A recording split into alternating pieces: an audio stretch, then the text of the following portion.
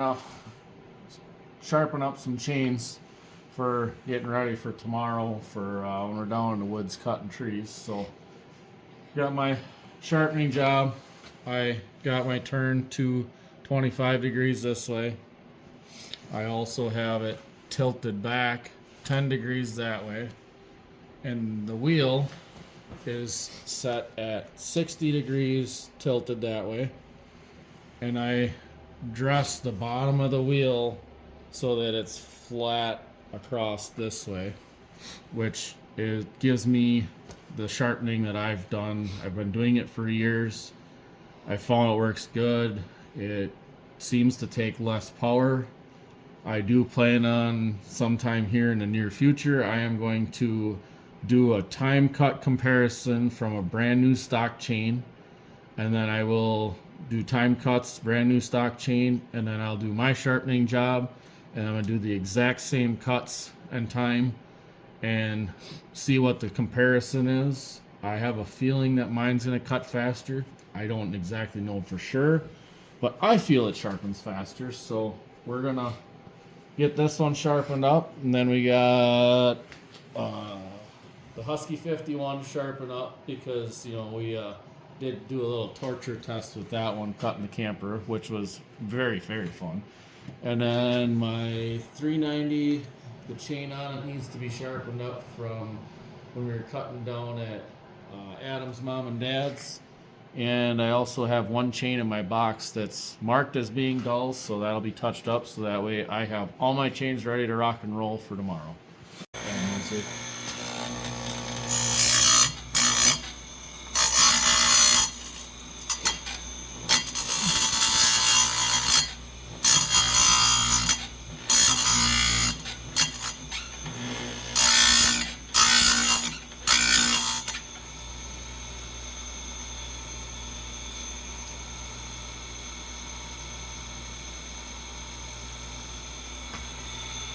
So this chain here has been round grind. Now it's getting this my specialty grind.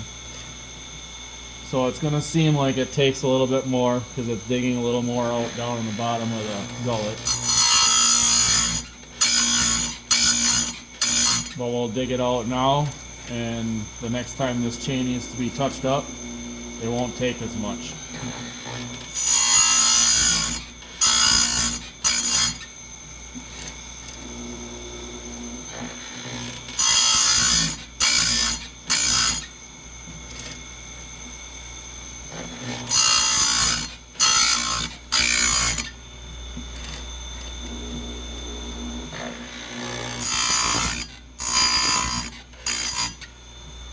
Now in the case of that tooth there, it was a little shorter than the others. So all I do is I just cheat it out just a little bit, and then I relock it. And just grind it so that way I'm ground all the way across the edge. Some guys say that your teeth need to be the same length. They don't have to as long as they're sharp. And the rakers are taken down so that you're taking a decent cut.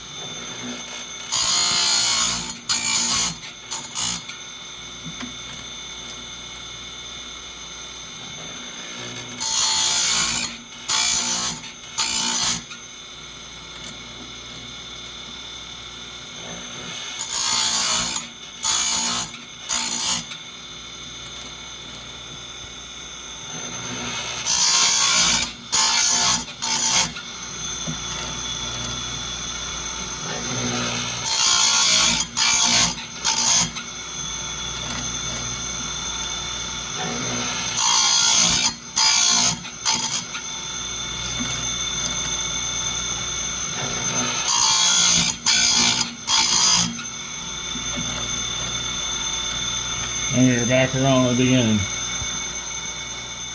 So when I dress this wheel, this is my fancy wheel dresser, I just sit back so that I can see the bottom of the wheel for being flat, and all I do You just lightly press it so that the bottom of the wheel is flat. And it works great. Occasionally this edge starts to round over. I've still ground them the same way, even if the edge kind of turns into a little bit of a radius, it still cuts really good. So the biggest portion of it, I think, is the angles. It takes less power to cut. So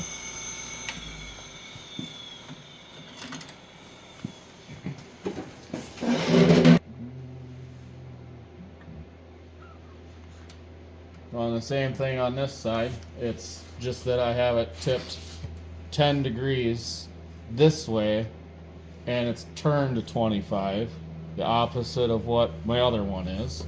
The wheel is still set at 60, the bottom of the wheel is dressed flat, and it's just so that, and I have the tip, because the tip helps to dig the inside of it out, which helps, I think, with your chip evacuation. So this one here, it's about the same philosophy as the other side.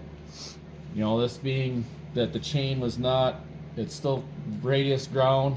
Chris sharpened it, I think, the last time with his Dremel, which, I mean, it works. I personally like the consistency of the grinder.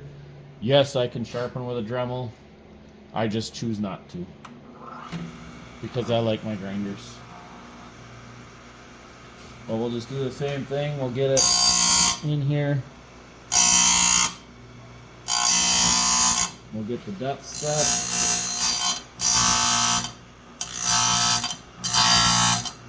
Once I have the depth set, I can adjust this just to get a little bit off of the front of the tooth to get it flat. And it looks nice, cleaned up, good and sharp. And then just keep going until we're all the way around.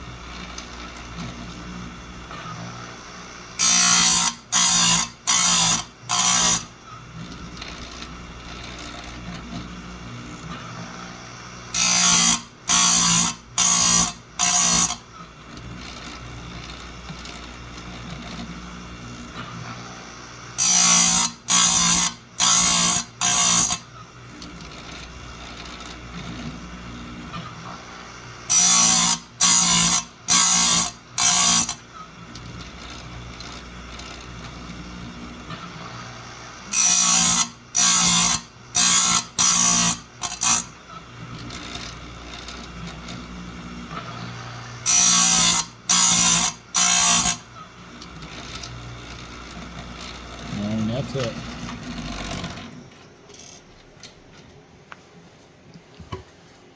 So if we look at it, I don't know how well it'll focus on the tooth, if you can see it.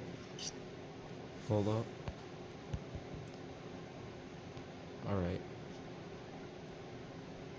You can see it really good. You can see that really good, and then if I turn around, you can see the other side really good. Nice sharpening. So that's what they look like, and It is sharp, sharp, sharp. I mean, I would recommend most people wear a pair of gloves when they do this, but I worked in a machine shop for 20 years. I work with sharp stuff all day, every day. So my hands have built calluses. And yes, I do cut myself occasionally, but I find that this sharpening job works the best for me. Adam's used it a little bit on a couple of his saws. He's liked it. My dad brings his chains over, and I sharpen my dad's chains, and he likes it. So I guess I must be doing something right if everybody that I've sharpened for likes it. I had one other buddy I used to work with. I'd always sharpen his chains for him, and he never had a complaint with how his chains cut. So you do get the occasional burr, like right here. This one's got a little bit of a burr pushed out from grinding, which is okay, because the first couple cuts you take, that little burr will peel right off of there. But now we can put this one back on the saw, so that way it's ready for tomorrow.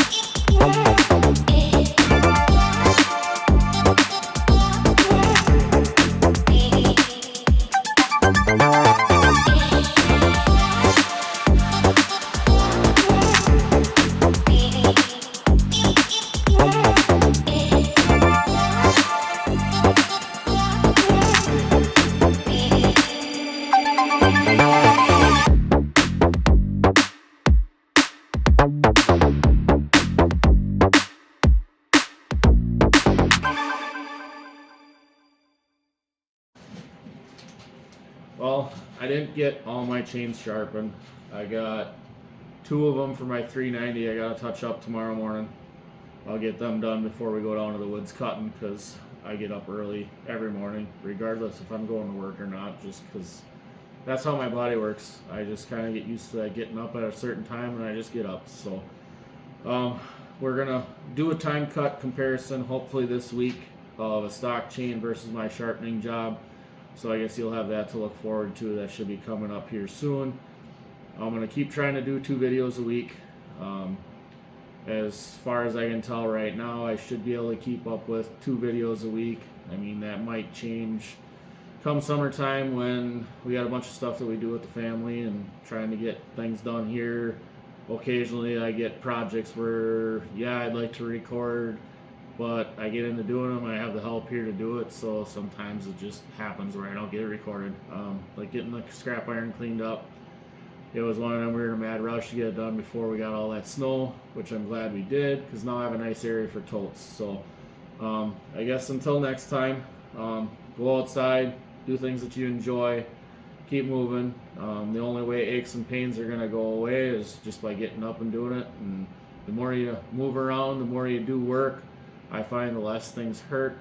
I wake up every morning, I have aches and pains, and it just goes to show that, getting up and moving around, by the end of the day, you just keep going and you're tired and you fall asleep and you get up and do it all over again the next day. So until next time, I guess thanks for watching.